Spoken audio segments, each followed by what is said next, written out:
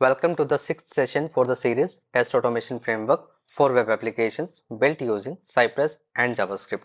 In the last session, we saw how can we execute our test cases in the different browsers using the scripts which were mentioned inside the package.json file. In this session, we'll see the Cypress Test Runner in detail. We'll see like how helpful is it in terms of tracking the test steps and everything. So let's get started. So we already have created the Cypress project, right? So let me just open that project.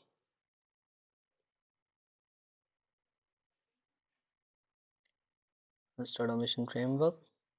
Yeah, this is the project we created, right? So let me open the Cypress. Basically, in the last session, we added this script. So let me just run this script. So what this command will do, this has actually started the Cypress. This is actually opened the Cypress for us. So we have configured the end-to-end testing. Let me click on this part. Then maybe this time I am interested in executing it on the Firefox. So let me click on this button. So now it is going to show me, the Cypress is going to show me the what all spec files I have. So this is the only one which I have currently login. Once I do a click on this, so it is going to start the execution of the test case. Okay. So when we executed it on the different browsers basically, so what happened at that time? Let me re-execute it. For example, on the Edge browser, mouse over, then run script, and then it started the execution on the Edge, right? So this execution is actually super fast. I wasn't able to see anything. Like it happened in just a very short span of time, right? It is due to the network delay. Yeah. Okay.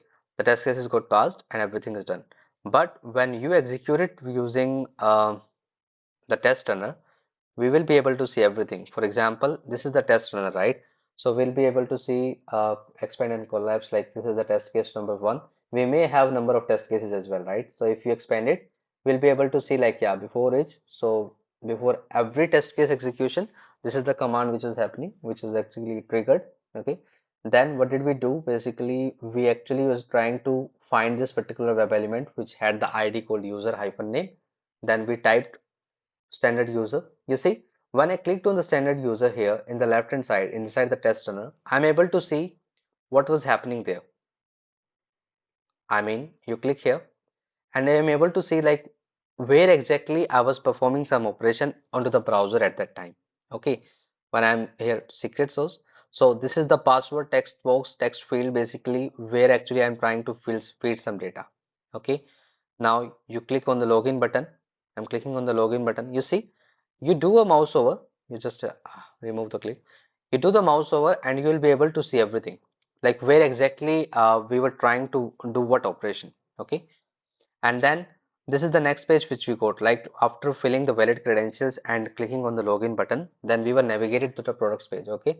So here is the assert statement, here's the validation. So what were we actually trying to validate? That this particular element which we are able to see on the products page, this should have the text called products. Okay, so this is how we actually can see everything, every detail here in the test runner for every our test, for every test case. Okay, so in the next session, we have not yet seen the reporting part, right? We are able to execute using the test runner. We are able to execute in the different browsers using these scripts, but we have not yet implemented the reporting part. So in the next session, we will add the Cypress Mocha Awesome Reporter basically for our reporting purpose, and we'll be able to see all the test steps defined there. Okay, so see you in the next session. That's all for this session. Thank you for your time. Have a good day.